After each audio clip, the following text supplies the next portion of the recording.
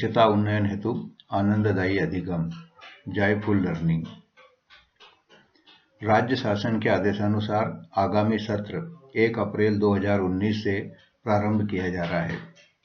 कक्षा 1 से 8 तक के बच्चों को आनंददायी वातावरण में सीखने हेतु प्रेरित करने के लिए जॉयफुल लर्निंग का उपक्रम शुरू करने का निर्णय लिया गया। विद्यालय में विद्यार्थियों की 100% उपस्थिति सुनिश्चित करने के उद्देश्य से विद्यालय में भय मुक्त एवं आनंददायी वातावरण में फियरलेस एंड जॉयफुल एटमॉस्फेयर में जॉयफुल लर्निंग की गतिविधियां कक्षा 1 से 8 तक के विद्यार्थियों के लिए सत्र आरंभ में की जाना है।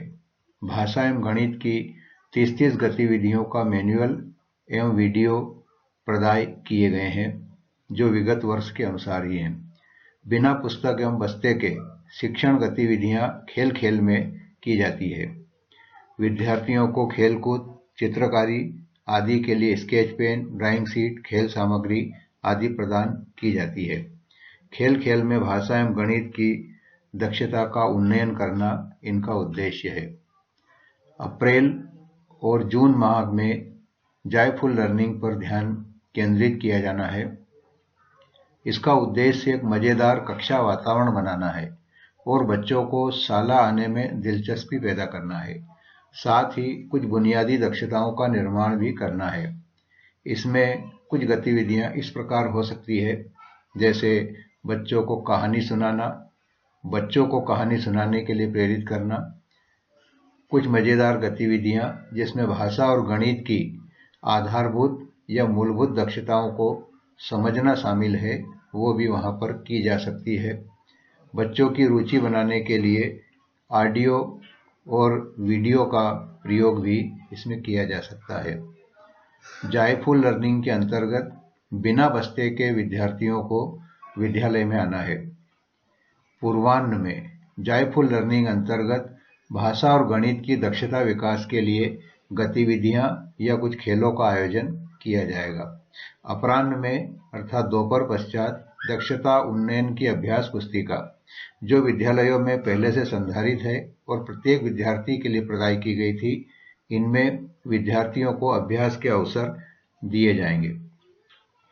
शिक्षक द्वारा अभ्यास कार्य की नियमित रूप से जांच की जाएगी और प्रतिदिन अनिवार्य रूप से विद्यालय में खेल गतिविधियां होगी, जिसमें कुछ इंडोर गेम और कुछ आउटडोर गेम हो सकते हैं।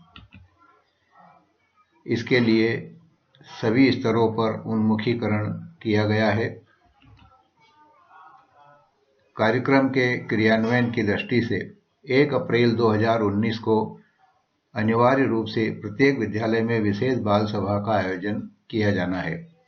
विशेष बाल सभा में विद्यार्थियों के पालकों को भी आमंत्रित किया जाना है। किसी जनप्रतिनिधि को या स्थानीय जनप्रतिनिधि जो एसएमसी के मेंबर है, उन्हें इसमें आमंत्रित नहीं किया जाना है। शिक्षकों द्वारा जॉयफुल लर्निंग के अंतर्गत जो गतिविधियां की जाएगी, उन संपूर्ण गतिविधियों को विस्तार से पालकों को भी अवगत कराया जाएगा, ताकि पालकों के स्तर से भी आवश्यक सहयोग इसमें प्राप्त हो सके। पालकों के सामने बच्चों की भाषा यानी हिंदी विशेषकर से और गणित की उपलब्धियां बच्चे द्वारा पुस्तक पढ़कर और आंकिक प्रश्नों के हल प्रस्तुत करके की जाएगी। विशेष बाल सभा में बच्चों द्वारा तैयार गतिविधियों का प्रस्तुतिकरण भी किया जाना है। पालकों को सीखने के प्रतिफल यानी लर्निंग आउटकम्स की जानकारी भी दी जाना है।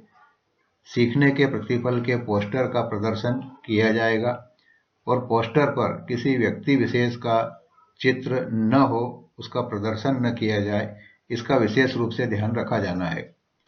पालकों को बच्चों से प्रतिदिन विद्यालय में कराई गई गतिविधियों पर चर्चा करने हेतु प्रेरित करें, जिससे विद्यार्थियों में अभिव्यक्ति की क्षमता विकसित होगी और पालक विद्यालय की प्रतिदिन की गतिविधियां अपने बच्चों के माध्यम से जान सकेंगे। इससे स्कूल के प्रति उनका विश्वास दृढ़ होगा, विश्वास और बढ़ेगा। विद्यालय में जॉयफुल लर्निंग के अंतर्गत हिंदी और गणित की गतिविधियां की जाएगी। इसके पश्चात विद्यार्थियों को भाषा एवं गणित की दक्षता उन्नयन के लिए विद्यालय में संधारित अभ्यास पुस्तिका में अभ्यास कराया जाना है। शिक्षक विद्यार्थियों की अभ्यास पुस्तिका की जांच करे, नियमित रूप से उन्हें देखे और त्रुटि पाई जाने पर आवश्यक सुधार करे और विद्यार्थियों को उन त्रुटि सुधार का पुनः अभ्यास का अवसर दिया जाए। जॉयफुल लर्निंग अंतर्गत सामग्री की उपलब्धता कराना भी एक आवश्यक पहलू है। शिक्षण सत्र 18-19 यानी विगत सत्र में जिलों को ई कंटेंट प्रदान किए गए हैं, जो पहले से ही जिले में उपलब्ध है। सभी बीआरसी कार्यालय को भी उपलब्ध कराए जा रहे हैं। डाइट स्तर से भी इसकी कॉपी करके प्राप्त किया जा सकता है। जॉयफुल लर्निंग का ई कंटेंट, जिसमें वीडियो बने हैं और वीडियो के साथ साथ उन वीडियो के आधार पर गतिविधि कैसे कराई जाए, ऐसे मैनुअल भी बने हैं, जिसकी सॉफ्ट कॉपी सभी को उपलब्ध करा दी जाएगी और एसडी कार्ड के माध्यम से शिक्षकों को यह उपलब्ध कराया जाना है। यह एसडी कार्ड में सभी शिक्षकों तक 27 मार्च तक अपलोड कर दिया जाए, इसका विशेष ध्यान रखना है। सभी ई कंटेंट जॉयफुल लर्निंग से संबंधित विमर्श पोर्टल के पीएलसी पर भी उपलब्ध है। विद्यालय में इंडोर एवं आउटडोर गेम्स की गतिविधियों हेतु सामग्री की व्यवस्था भी 30 मार्च से पहले सुनिश्चित करना है। जॉयफुल लर्निंग की गतिविधियों को संचालित करने के लिए कुछ सामग्री की आवश्यकता होगी। उस लर्निंग किट में विशेष रूप से स्केच पेन, खाली पेपर शीट, रंगीन पेपर, गोंद आदि सामग्री हो सकती है। शिक्षक विद्यालय आकस्मिक निधि से राशि का उपयोग दर्ज बच्चों की संख्या के अनुसार सामग्री की व्यवस्था 28 मार्च तक सुनिश्चित करेंगे, ताकि 1 अप्रैल से जॉयफुल लर्निंग की गतिविधियां विद्यालयों में संचालित हो सके।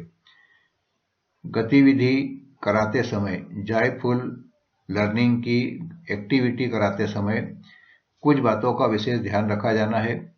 गतिविधि के उद्देश्य को ध्यान में रखा जाए। इन गतिविधियों को कराने का उद्देश्य है बच्चों में मूलभूत दक्षताओं का, विशेष करके हिंदी और गणित की दक्षताओं का विकास करना है। इस उद्देश्य को गतिविधि कराने के दौरान पूरी तरह से ध्यान में रखना है। गतिविधि सिर्फ गतिविधि के लिए नहीं है, वरन गतिविधि से कुछ लर्निंग आउटकम्स में इंप्रूवमेंट होना चाहिए। पुस्तकों का चयन गतिविधि के अनुसार करें। विशेषकर हिंदी से संबंधित गतिविधियां कराते समय पुस्तकों को भी आधार बनाया गया है। अतः जिस गतिविधि में जिस पुस्तक को आधार बनाया गया है या वाचनालय की जिन पुस्तकों का आधार लिया गया, पुस्तकालय की पुस्तकों को आधार बनाया गया है, उसका चयन उसी के अनुसार स्तर के अनुरूप करना है। बच्चों के समूह बनाने का कार्य भी गति के अनुसार करें, वो छोटे होंगे या बड़े होंगे। सभी कक्षाओं के सभी स्तर के बच्चे सम्मिलित करते हुए मिश्रित समूह बनाना है। गतिविधि की प्रक्रिया प्रतियोगात्मक नहीं है, यह कोई कंपटीशन के स्वरूप में इसको नहीं कराना है, वरन लर्निंग को बढ़ाना, लर्निंग में इंप्रूवमेंट लाना इसका उद्देश्य है और सीखने के वातावरण को भयमुक्त और आनंददायी बनाना इनका उद्देश्य है। शिक्षक बच्चों को स्वयं सीखने के लिए भी प्रोत्साहित करें। शिक्षक की भूमिका सहयोगी और बच्चों को परस्पर सीखने को बढ़ावा देने वाली होना चाहिए। गतिविधियों में विद्यालय और स्थानीय स्तर पर उपलब्ध शिक्षण सहायक सामग्री का उपयोग अनिवार्यतः किया जाना चाहिए। गतिविधि के अंत में या बीच बीच में बच्चों को प्रोत्साहित करने के लिए ताली भी बजवाई जाए, ताकि उनका उत्साहवर्धन हो और बच्चे गतिविधि में मनोयोग पूर्वक संलग्न हो सके, जुट सके। कक्षा स्तर के अनुरूप दक्षता का प्रदर्शन नहीं करने वाले विद्यार्थियों को, यानी जो स्लो लर्नर है, जो धीमी गति से सीखते हैं, ऐसे विद्यार्थियों को गतिविधियां एवं अभिव्यक्ति के लिए प्रमुखता से अवसर दिया जाए। जो बच्चे प्रायः पीछे बैठ जाते हैं या कक्षा में निष्क्रिय बने रहते हैं, उन्हें कक्षा की गतिविधियों में जोड़ा जाए, उन्हें सीखने की मुख्य धारा में शामिल किया जाए। इस बात का विशेष ध्यान रखा जाना है। बच्चों की पढ़ने, सुनने और समझने की क्षमता पर नकारात्मक टिप्पणी न करें, क्योंकि शिक्षक की एक टिप्पणी से यदि वो सकारात्मक है तो बच्चे के सीखने की गति बढ़ जाती है, और यदि नकारात्मक है तो बच्चा सीखने की प्रक्रिया से विमुख हो सकता है। इसका विशेष ध्यान रखा जाना चाहिए।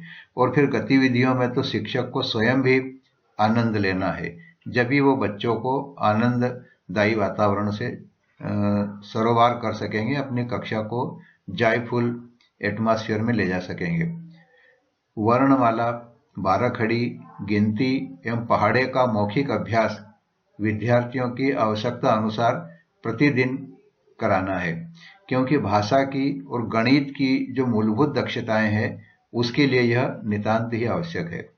विद्यालय में संधारित दक्षता उन्नयन अभ्यास पुस्तिका में विद्यार्थियों को अभ्यास के पर्याप्त अवसर दिए जाएं तथा नियमित जांच की जाए। जो कार्य बच्चों ने किया है उसको ठीक से चेक किया जाए, त्रुटि है तो उसको सुधार किया जाए, और विद्यार्थियों को भी त्रुटि न करने के लिए प्रेरित किया जाए और सही प्रकार से सीखने का अवसर उनको मिले। ये उद्देश्य है। जिला और ब्लॉक स्तर से भाषा और गणित की प्रतिदिन की जाने वाली जॉयफुल लर्निंग की गतिविधियां व्हाट्सएप के माध्यम से एक दिन पूर्व सभी जन शिक्षक और शिक्षकों को उपलब्ध कराई जाए। विमर्श पोर्टल पर जॉयफुल लर्निंग का ई कंटेंट और मैनुअल दिया गया है। कक्षा 5 और 8 के विद्यार्थियों में मूलभूत दक्षता का विकास सुनिश्चित किया जाए, इसलिए कक्षा 5 और 8 के विद्यार्थियों पर कक्षा 8 और 5 की लर्निंग एक्टिविटीज पर विशेष करके ध्यान दिया जाए। जॉयफुल लर्निंग गतिविधियों का प्रभावी आयोजन विद्यालयों में हो, इसलिए प्रत्येक जन शिक्षक साथी को सप्ताह में कम से कम 2 बार एक स्कूल को देखना चाहिए और शिक्षक द्वारा जो गतिविधियां कराई जा रही है उसके संचालन में सहयोग प्रदान करना चाहिए। जिले स्तर से भी इसकी सतत मॉनिटरिंग की जाएगी।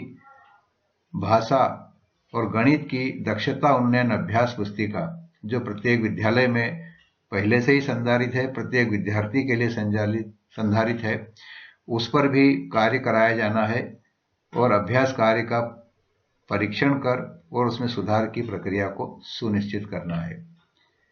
इसकी मॉनिटरिंग भी की जाएगी और मॉनिटरिंग शाला दर्पण के माध्यम से जो होती है उसमें भी कुछ नए बिंदु जोड़े गए हैं।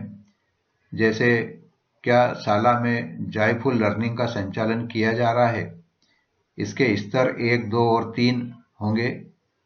शिक्षकों को जॉयफुल लर्निंग की जानकारी ही नहीं है, ये सबसे नीचे का स्तर है। शिक्षकों को जॉयफुल लर्निंग की जानकारी तो है लेकिन संचालन नहीं किया जा रहा है, ये स्तर 2 है। और सबसे अच्छा स्तर है, सर्वोच्च स्तर है, शाला में जॉयफुल लर्निंग का नियमित संचालन किया जा रहा है, ये अपेक्षित है। जॉयफुल लर्निंग का नियमित संचालन क्यों नहीं किया जा रहा है? क्या वरिष्ठ कार्यालय के निर्देश और जो ई कंटेंट है वो शिक्षकों तक पहुंचा ही नहीं है, या पहुंच गया है और वो संचालन हेतु उपलब्ध नहीं है विद्यालय में, कक्षा में, या शिक्षक रुचि नहीं ले रहे हैं? कक्षा कक्ष में जॉयफुल लर्निंग गतिविधियां निर्धारित प्रक्रिया अनुसार कराई जा रही है। इसको क्लास ऑब्जर्वेशन के माध्यम से देखना है। इसमें भी सबसे कमजोर स्थिति हो सकती है कि शिक्षकों को गतिविधियों के द्वारा कक्षा संचालन करना आता ही नहीं है।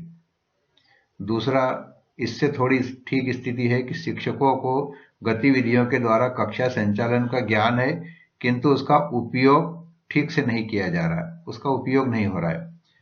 और सबसे अच्छी स्थिति यह होगी कि शिक्षकों को गतिविधि आधारित शिक्षण का ज्ञान भी है और बच्चों के साथ मिलकर आनंददायी तरीके से गतिविधियां कराई जा रही है और बच्चे सीख रहे हैं। कक्षा में आनंददायी और भयमुक्त वातावरण बन गया है और बच्चों के सीखने में प्रगति हो रही है, वो निरंतर आगे बढ़ रहे हैं। यह स्थिति श्रेष्ठ है। धन्यवाद।